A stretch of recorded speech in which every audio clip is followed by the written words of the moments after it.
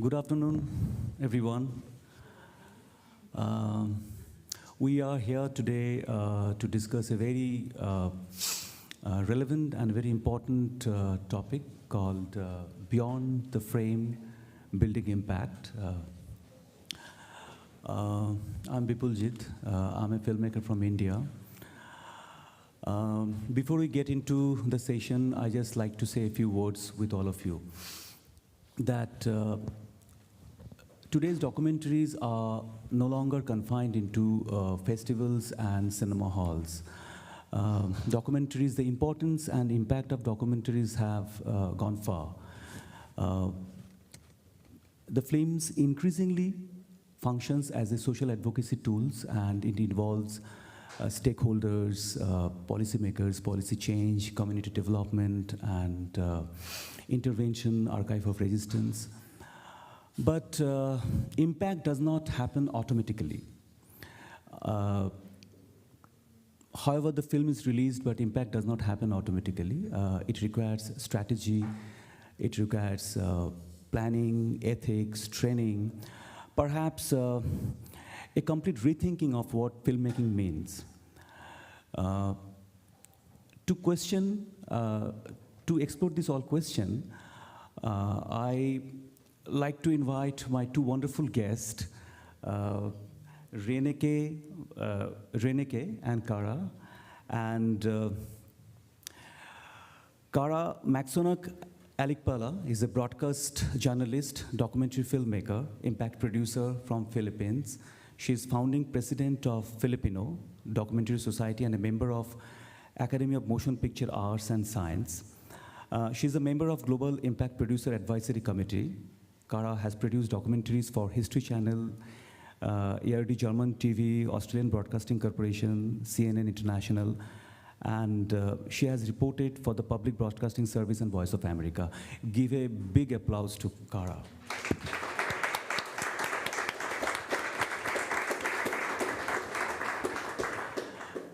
On the left side, Reneke van Santen. Reneke van Santen is a media professional, is a Dutch media professional focused on independent journalism in repressed societies. She has worked with and consulted journalists and human rights groups across Southwest Asia and North Africa region, Africa continent, Asia Pacific, and more. She works prominently as an impact producer on human rights documentaries under her enterprise production house, Den Dejo Media Support and Production. Give a big applause to Reneke too.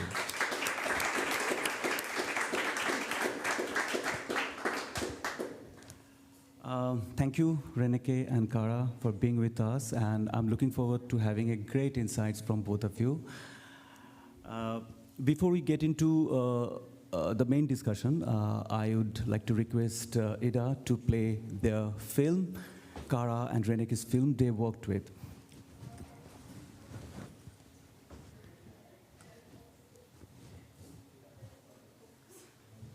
Everyone can see me.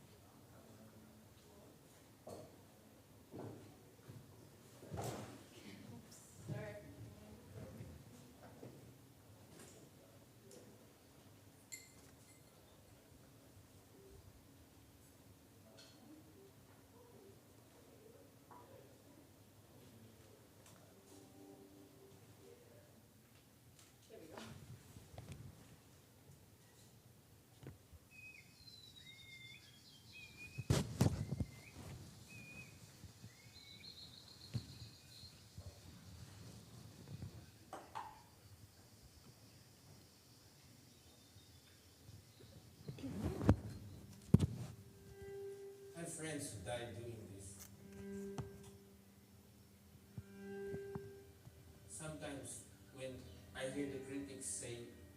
should not do it because people get killed. I know that that is a good argument.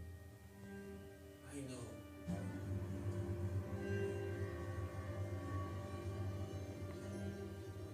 There is a spirit that tells me we have to do it because nobody else will.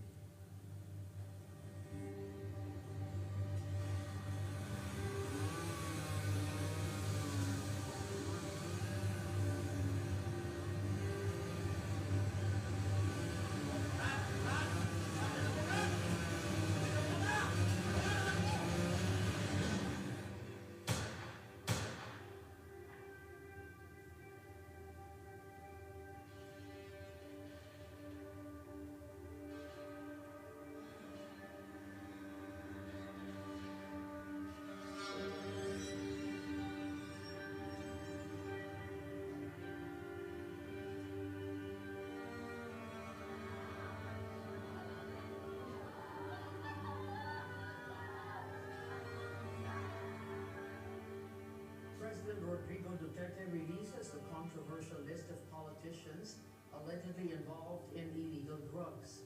Nieves, Mañalta, Rosento, Mayor of El Nido. I will kill you? Yes.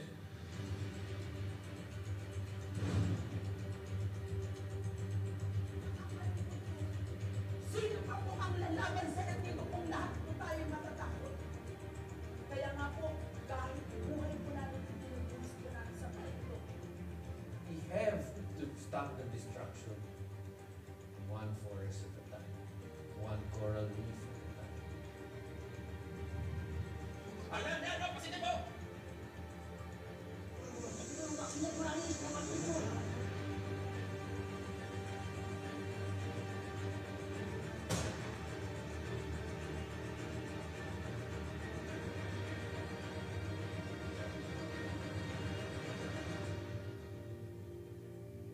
We have to stop these politicians.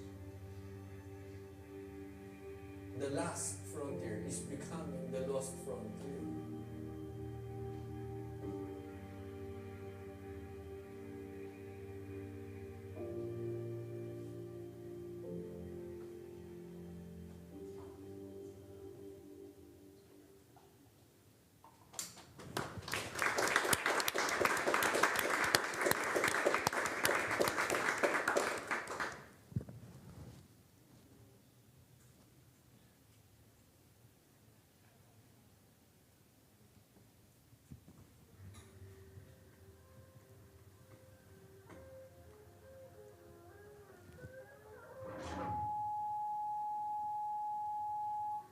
من هنوز تو ایران زندگی میکنم و خب به خاطر مسائل امنیتی نمیتونم هویت خودم رو فاش کنم، ولی از همینجا از هرمز، از خلیج همیشگی فارس درود میفرستم به تو زن ایرانی، هر کجا دنیا که هستی.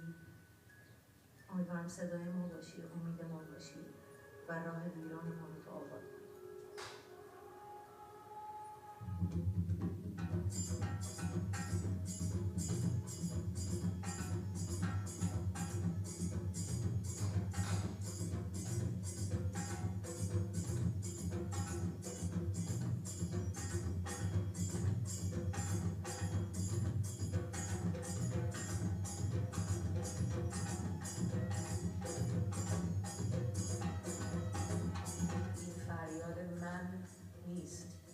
این فریاد ناخودآگاه مادر منم هست، مادر بزرگ منم هست، مادر بزرگ منم هست و تمام زنهایی که بدنشون نبردگاه بوده.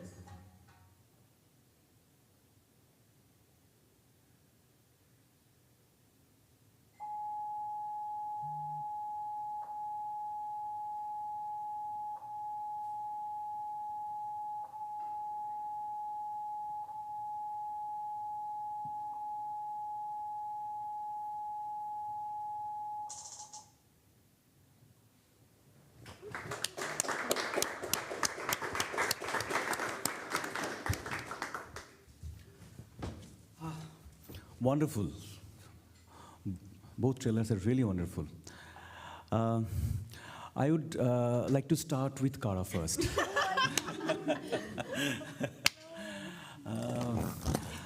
Just, because I was getting very curious when I was watching your trailer, that just tell me something about your film, that when and how you felt like your film could have some kind of impact quotient and it could change, it could bring about changes. And how did you realize it, and what was your starting point? Okay, so I have to give a little context about the film. So the film is Delicado. In 2019, the Global Witness announced that the Philippines is Asia's deadliest place to be a land defender. For 12 years, we topped the list of the worst place to be for land defenders. So that was the context we are working on. A lot of times, land defenders are killed because of mining activities. They oppose mining activities, and there's always impunity. No one is held accountable. So it's really due to politicians and greedy businessmen. And so that was the context of what we were working with. And all the violence, by the way, comes from the military, the police, and private security. And our film was situated in the island of Palawan. It's a beautiful island, province. Condé Nast has commended a lot of the resorts there as top. And even Jacques Cousteau with National Geographic has said it's one of this underwater sea wonders of the world. That's how beautiful Palawan is, and it only has 43% of forest cover left. So the film focused on 3 protagonists. You saw the Mayor Nieves. She's not your typical politician. She's not rich. She's not glamorous. She has the environment at heart. The second protagonist was the guy with the long hair, Bobby, a lawyer who heads an NGO called PNNI, or the Palawan NGO Network. And with him is a para-enforcer or a forest ranger named Tata, the guy leading the raid in the forest. So what makes them unique is they go to the forest to catch illegal loggers in the act, and they do what they call a citizen's arrest. Apparently the law can provide for citizens to do arrests, and then they confiscate the chainsaw. So this is something that displeases the governor of the province, the biggest illegal logger. He's been the governor for decades. There's a term limit for governor, so sometimes when he's not the governor, his ally is the governor, and everyone in the province, he funds their campaign so that a lot of politicians in his province are his allies. So he personified the bad guy in the film, the governor, and he has allies including the president. You saw former President Rodrigo Duterte label the mayor as someone like a drug lord, when in fact, he really that's what they call everyone who opposes the government. You're either communist or you're a drug lord, just to really discredit her. So the film is really basically like a David versus Goliath story. And we wanted to show how ordinary citizens can actually make a change. And all 3 protagonists really risk their lives, the futures of their family, their dreams, just to protect their land, Palawan. One indigenous person we interviewed said that the land is our parent. That's why we protect the land like family member without even thinking twice. So our target audience for the impact campaign were, first of all, how many of you are familiar with impact production or impact producers? Please raise your hand. Okay, not too many.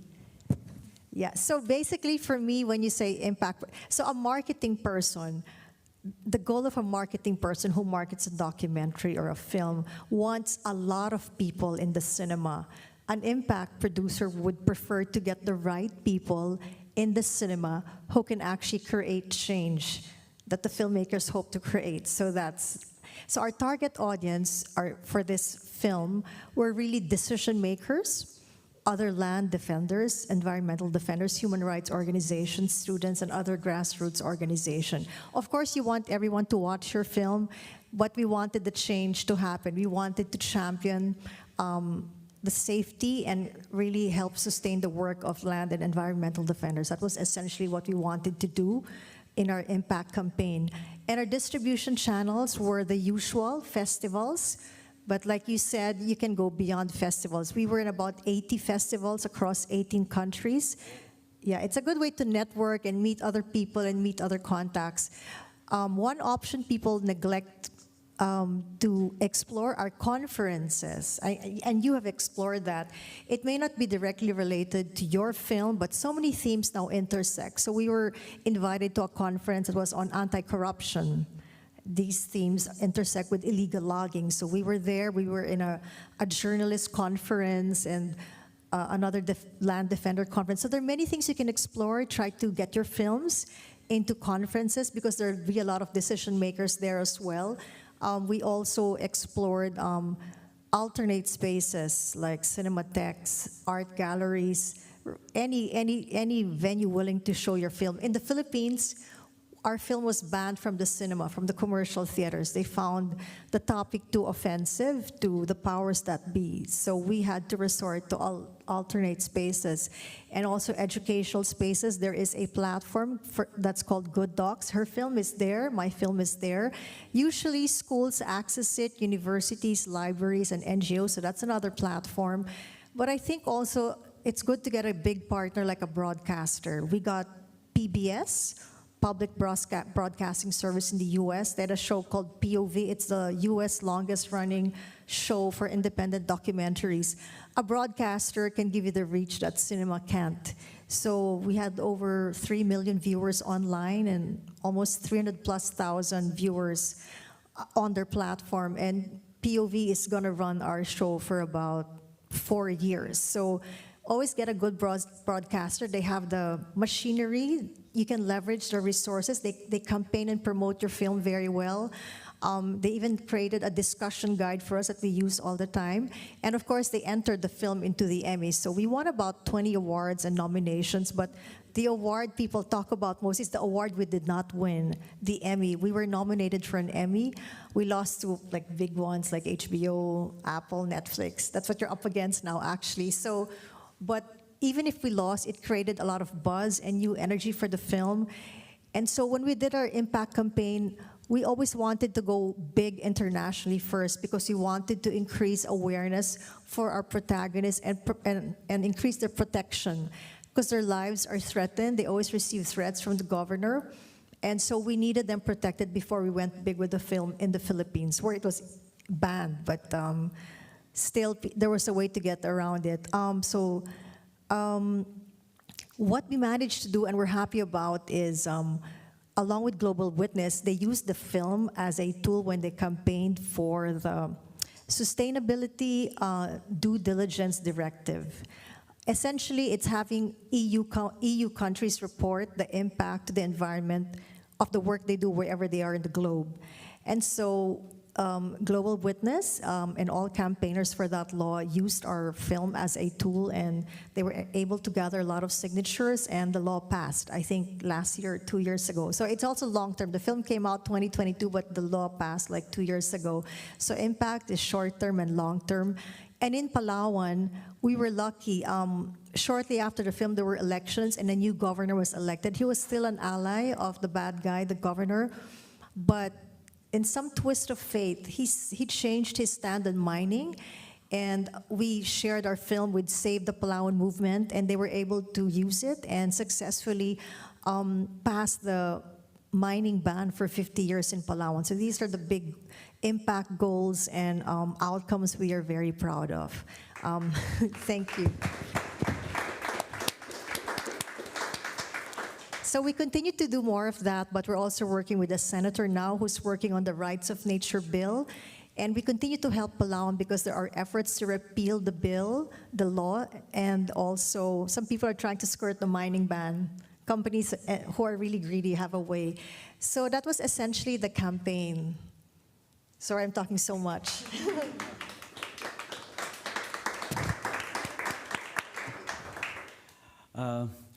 Reneke, you have been working in independent journalism for a long time, and you have been working as a filmmaker too.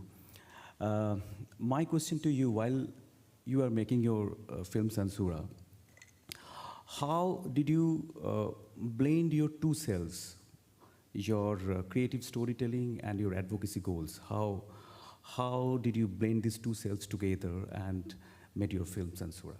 Please just give me your insight. Yeah, thank you for sending the questions in advance because it's a really difficult one. I needed to think about it a little bit. I also, and I'm not the filmmaker, I'm the producer on the project that you just saw. I mostly produce. But yeah, I've been active in different fields, and so I don't really come from the film industry.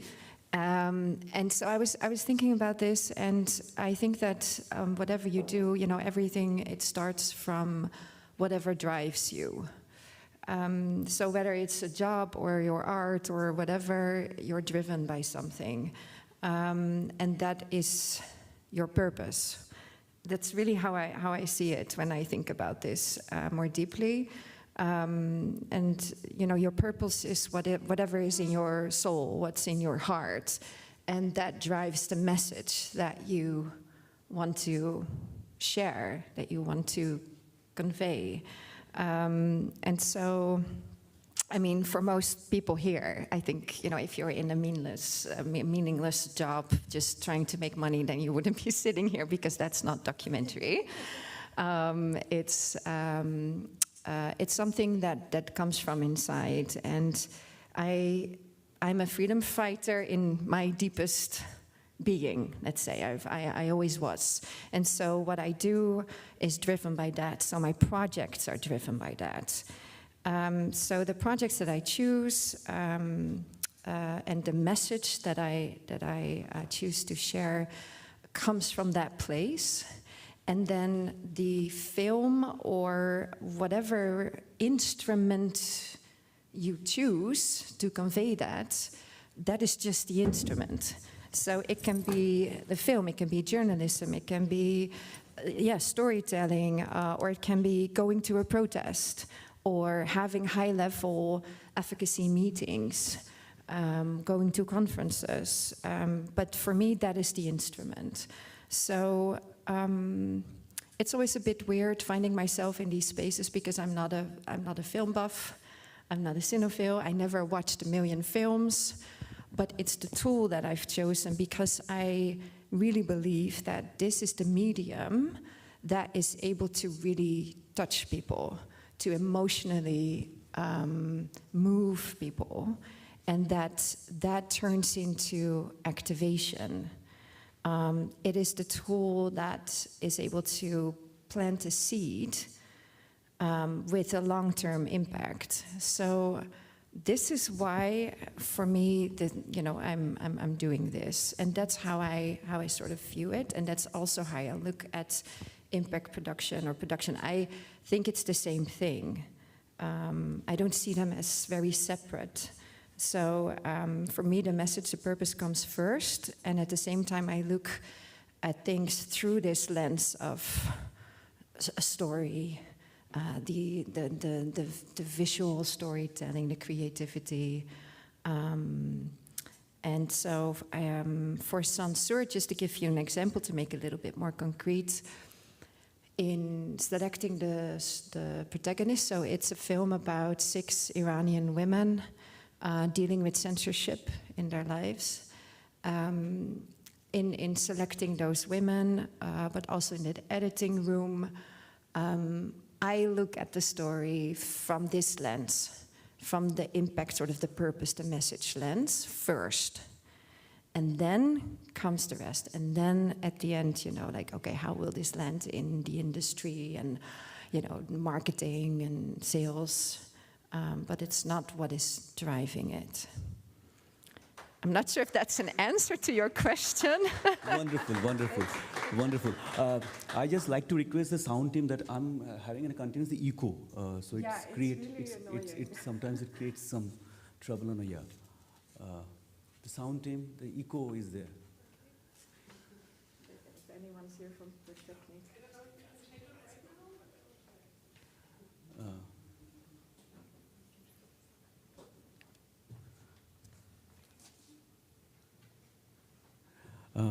Yes, I think still we are having echo? Yeah. Okay. It's a really wonderful answer. I think it's the best answer that we could have. Kara, I just like to know one thing from you, because this is I belong to the South Asian region. And I saw one very important thing in India, Pakistan, Bangladesh, Sri Lanka, the entire region, that the most of the time filmmakers are not very aware of impact. What is impact, how it's executed, what's the benefit, how it could bring about benefits to the communities, the larger perspective, shorter perspective. I think so many filmmakers are also present here too, and they would also like to know one thing from you, that how the impact should start, like when somebody is making a film, and what would be the starting point, like what kind of core components, steps, process should be involved into it. So what would be, to be precise, very formal process of starting impact in a film. So could you please share your experience? First of all, I think there are many impact producers who don't know they're doing impact.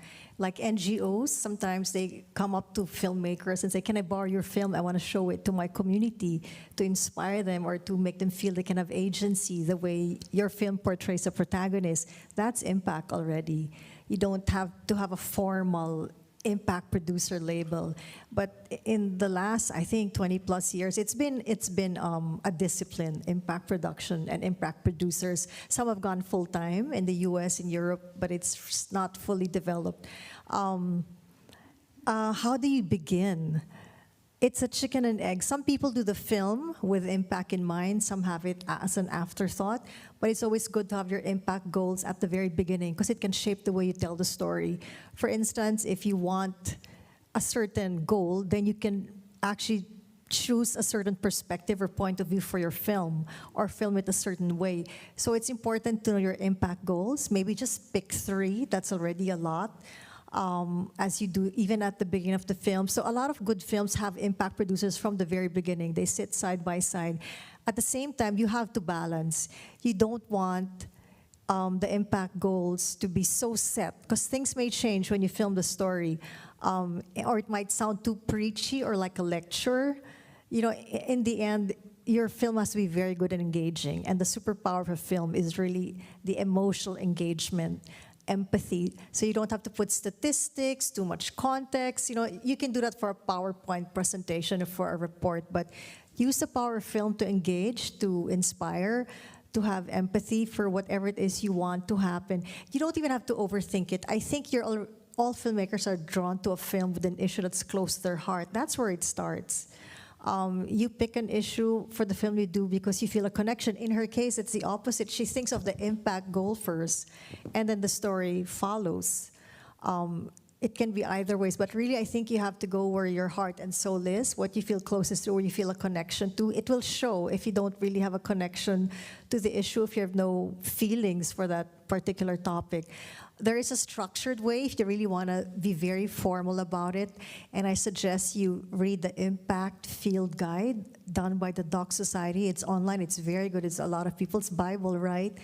And you can even join us. I'm with the Global Impact Producers Alliance. You can go to our website. There's so many resources. We have so many case studies, Zoom meetings, convening, so you can learn more about it. We can hook you up with resources. There are funding resources listed there as well. I mean, I really don't know how to answer your question because there's really no beginning point. It really changes. It's like when you choose a topic for a film, it's the same thing. Why are you doing that film? What change do you want would happen because of your film? And it's just a little stronger for social justice-themed documentaries, right? Yeah, we're all activists, actually, by heart. I think people who do impact, right? Yeah, like you said, freedom fighters, warriors, yeah. It's not easy. It's not easy. It's you don't get rich being an impact producer. That I must say, but the rewards are immeasurable. I mean, like when we got the law passed for anti-mining, it was such a win for us, especially for the indigenous people and the people who are fighting, you know, the big businesses and big politicians. So I think it's the same thing. Picking impact goals is the same thing as picking a topic for your film. Sometimes they may not be the same, but they're still related, because impact goals can also be it can further stretch the power of a documentary without even knowing it can.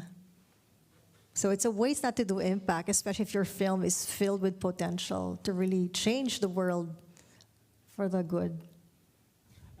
And just having heard you, I'm getting curious about to know that how much community is important, the community that you work with in your film, that how much community is very important when you plan an impact for your film. So their involvement, their participation, how much you consider is very important for your planning or this kind of course of planning. You cannot do impact without engaging the community. It begins with the community you portray in your film. You have to engage them, and there is duty of care. You have to make sure they're protected, they're treated with dignity. You have to have a conversation with the people in your film, because they always belong to a community, right?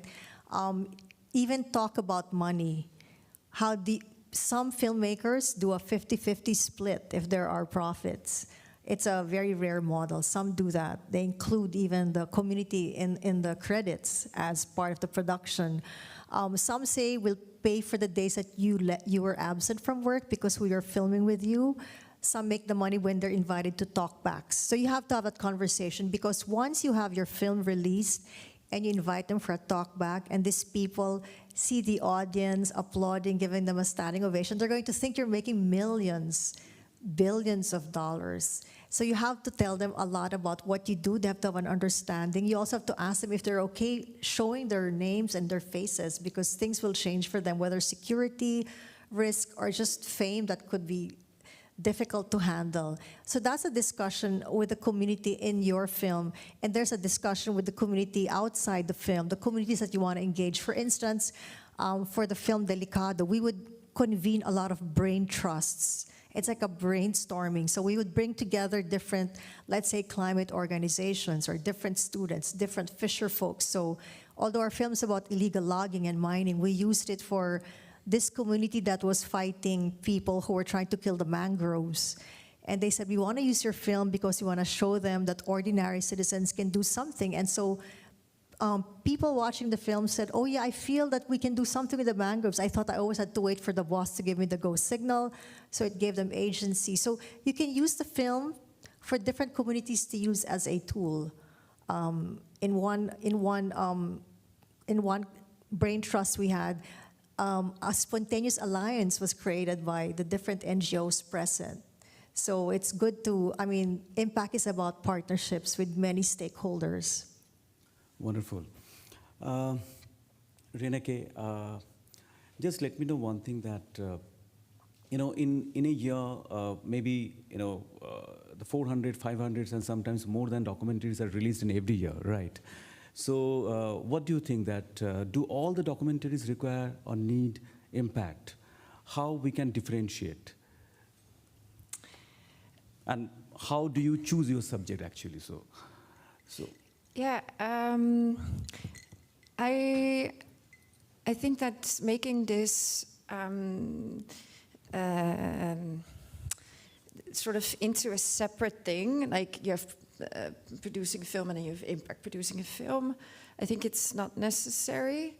And so when I came into this film, to this field, I was a bit surprised. So my background is more in international development, human rights, NGO work. And I was like, what do you mean impact producing? Isn't all like documentary kind of producing like impact anyway? So it was like a weird concept to me in a way.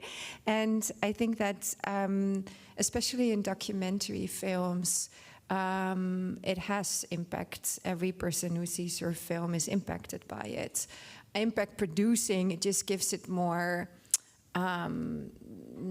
conscious effort and planning and strategy to elevate the impact and to think about it a bit more concretely, because if you don't, then you miss a lot of opportunities. So let's say it's a way to just generate more.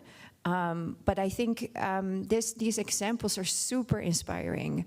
Having actual change in a law, in policy, in groups coming together and stakeholders backing it, or where audiences they donate to the protagonist or whatever. Like these are great examples, but it also feels a little bit yeah, difficult to achieve, and it's an ambition that we all have. But is it, you know, realistic for every project? Is it realistic for every film? No, because not every film is like that. Not every film is for broadcasters, for PBS. Not every film is for maybe the community or the international, you know, audience or the cinema.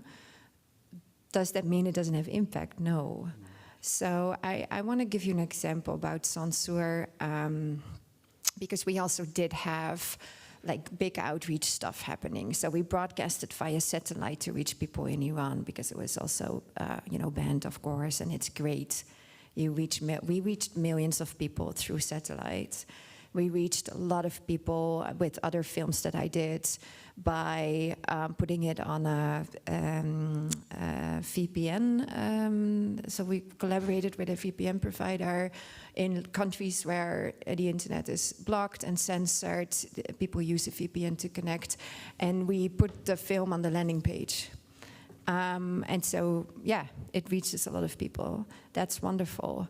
But one of the impact stories that actually touched me most is the woman, the mother of one of our protagonists, one of the girls you saw in the trailer, who was married off very young, you know, like a child marriage, and got divorced, and just her life story, you know, as she shares in the film. And her mother saw the film in Iran through the satellite broadcast, and called her daughter, and for the first time in her life said to her, "I had no idea. You never spoke about this. You never shared your experiences, your emotions. I'm so proud of you." And she had never heard that from her mother. And to get the support from her mother, for me, that is impact. You know, so your film will do things that you have no idea about. There are so many little things happening that you will not document. You won't be able to show to your funder or whoever you have to report to. And those are the little things, the little seeds, the little, you know, that is impact. So also without a huge campaign, can every documentary have impact? 100%, it will. Putting in a little bit more effort and like an actual campaign will just really elevate that and just increase the impact, I would say. Great. Oh, sorry, I wanted to say one more thing. Don't forget about the impact on your actual protagonists. Like the people, and you spoke about this a little bit already, like people that are in your film, if you are working with really, you know, people that, like whose voices are not being heard, the underrepresented, you know, people that you're putting a camera on them. The fact that you are doing that, you are giving them a platform and a voice is empowering. It has impact on that. And then that's before your film even goes anywhere. The fact that they are being filmed by you, it does something as well. And it can go both ways. We've had women in the film that wanted to quit last minute because it's also scary, right? Like you have to do your due diligence, but that has impact. And the same for the filmmaker. If you're a producer and you're working with a filmmaker from an indigenous community or underrepresented minority community, helping that filmmaker make their first film has impact. So it's in many little things as well. Thanks. Yeah.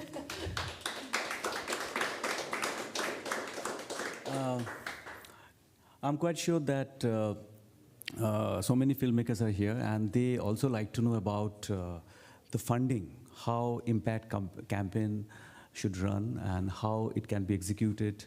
So, who are the chief institutions where we can approach, a filmmaker can approach if he or she plan to go for impact?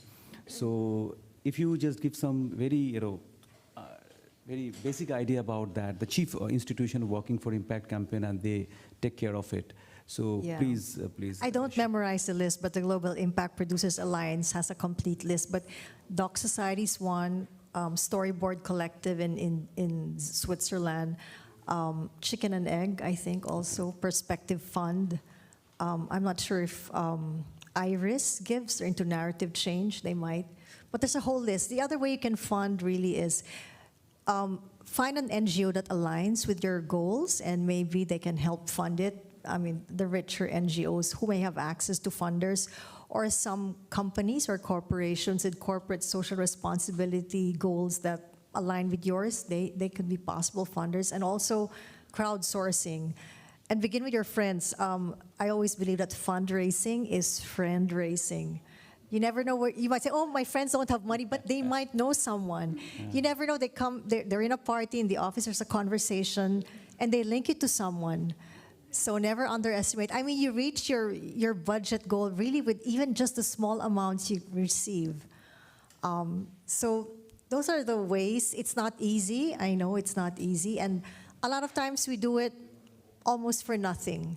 So a lot of, especially in Global South, where it's really hard to access funds. So producers, directors are sometimes also the impact producers.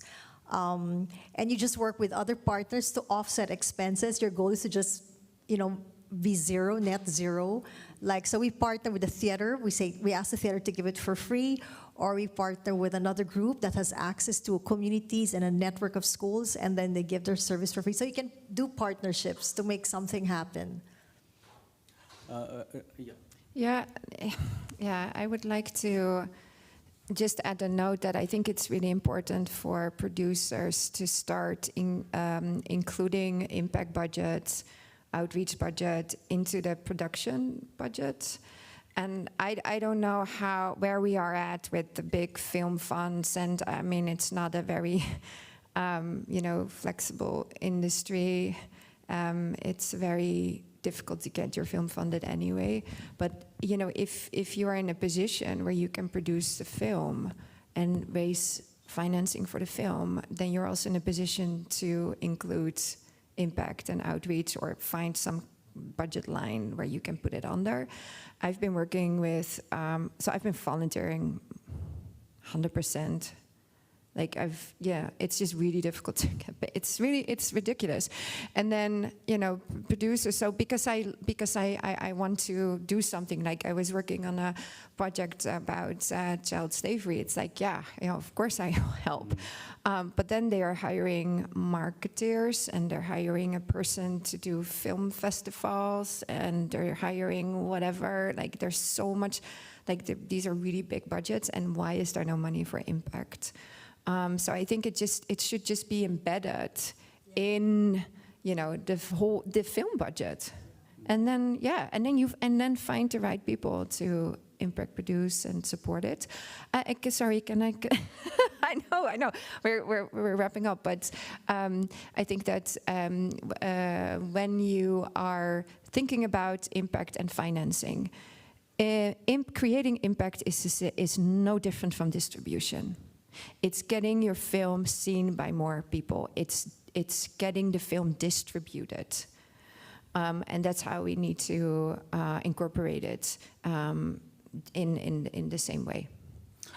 I'm sure that the audience are getting very curious about asking questions. So I would like to request all of you that if you have any question, please raise your hand and just ask our guest. Thank you very much for this inspiring discussion. I have a question that's really very, very practical. It's principally to Kara, but Renike might have something to say also.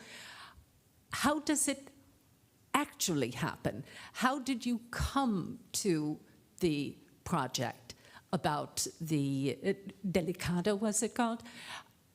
I mean, did the producer, the filmmaker, want impact? Did you hear about it and think this is important and introduce yourself? And can you also talk about other experiences? Because obviously you've done a number of campaigns. So if Renike has something to say along these lines, I'd also be interested. Thank you. Yeah, the director of the film used to head the Agence France Press in Manila. He's a he's a journalist. And he went to Palawan to do a tourist story because it's a beautiful place. He said, I want to stop doing investigative pieces. I'm here to do a fluff piece. And when he got there, there was news that his very good friend, a radio broadcaster, was shot dead because he was criticizing the governor at that time for killings due to illegal logging, mining, and all that. And so he said, I'm going to change my story. This is my story then.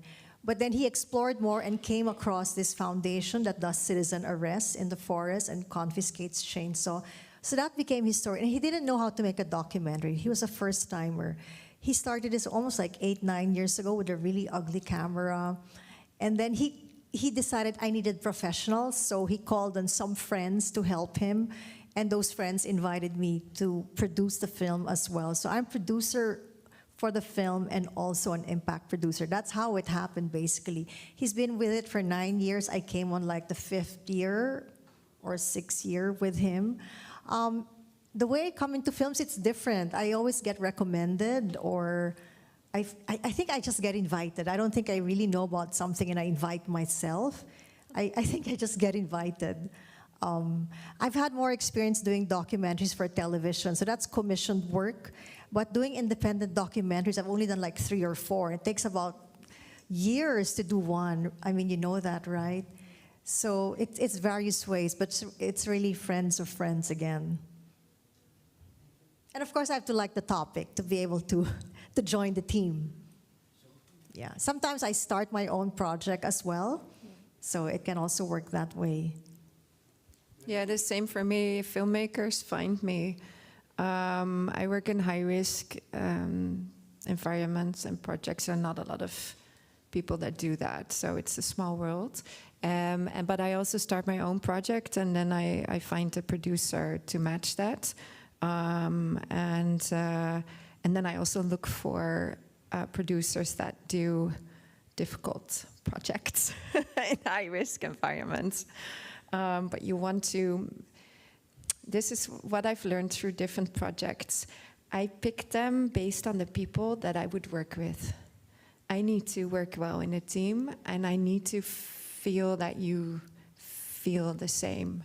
And when I've also had an experience where I'm directing and I had a producer, and at some point in the project I felt like they were losing interest. Like they were in it for the win, for the commercial win or whatever. And the project never went anywhere, and I could feel it. So you need a team. You make a film with lots of other people, and you need to click. For me, I pick my projects on the people that I'm working with.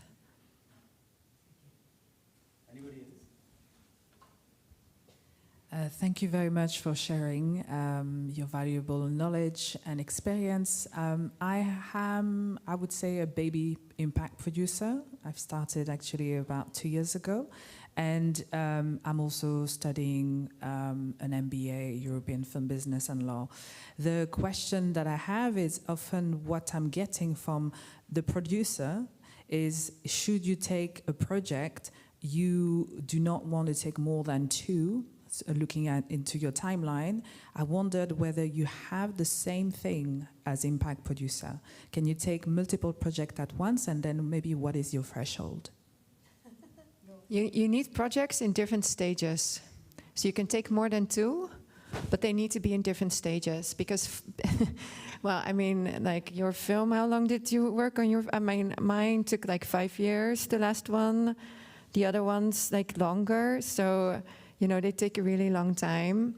So you can take multiple projects and they may be like going nowhere for some time, and then all of a sudden.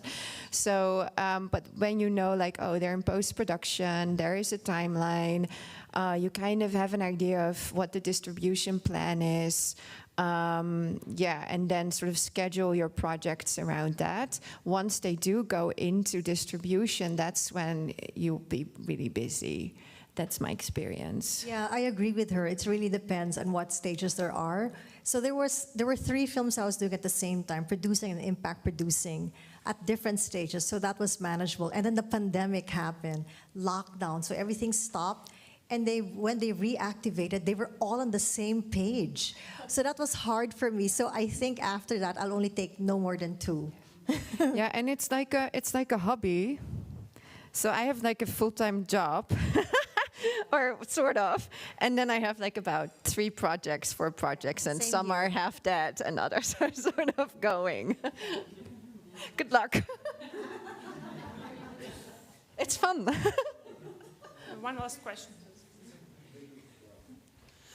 All right, good afternoon. They told me to be quick, so my name is Leonard Cortana. I'm No, also take your time. So I'm an impact producer as well, so thank you for your insight, and I also work on the killing of human rights defenders. My question is, you discussed about working with big NGOs, but we know that our interlocutors are communication services, usually with different branding and different ways. So how do you take this communication? How do you put the social values before sometime the branding, and this way they think about the project? And in general, do you have like any advice when you work also on transnational impact campaign, both in Europe and the global South, global majority? Thank you. Yeah. What was your first question? No, NGOs. Okay, so yeah, I come from the NGO world. I'm leading an NGO actually. So I kind of know how they operate and communicate. And specifically with films, I've been finding it difficult bringing them on board. At the same time, they're key. So I treat them as really important stakeholders, and I think step 1 is to find those groups that align with your mission and your goal for the film, and they need to have the same objective. And so what's really important in your communication with NGOs is like, they don't care about what your film looks like. You don't have to give them a treatment. It's very different from film funding. What you want to tell them is what your goal with the film is, the objective, and what the impact will be. It's because they're interested in impact. And then you need to talk to them about the beneficiaries that you will reach. They need to be the same beneficiaries that they are trying to reach, and then they need indicators like target impact indicators.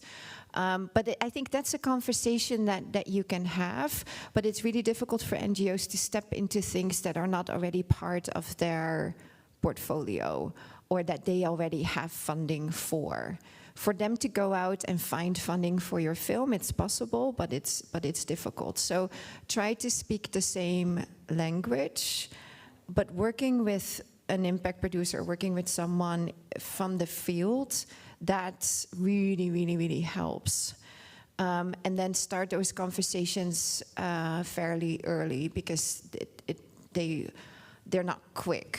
Like everything, like it takes a long time. But I would really value collaborations, even if it doesn't lead to financial support. Like, having Amnesty doing a campaign, like having some kind of, we had it with signatures, with petitioning. When you are showing the film, they would love to have those petitions from your audience members, or having, there's a QR code that you can add to your film for donations, and there's what is it called? There's a page. Yeah, exactly. You know about, well, you're an impact producer, so. Share doc. So those are little things. I'm not sure if I'm answering your question. Yeah, okay. And then transnational campaigns.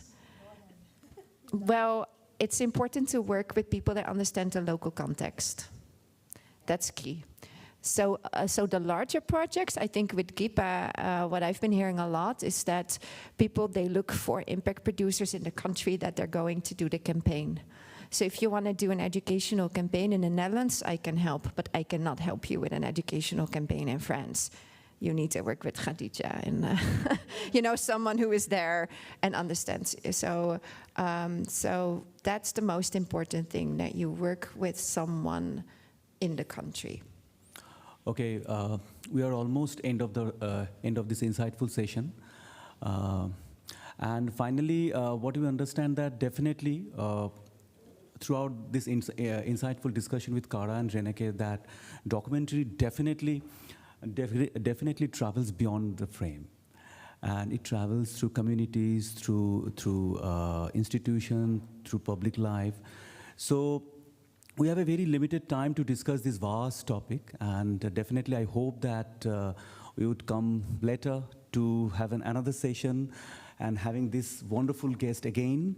Thank you, Cara. Thank you, Reneke, for being with us and sharing this insightful, sharing your insights with us. Thank you so much, and thank you, audience, Thank for being you. with us.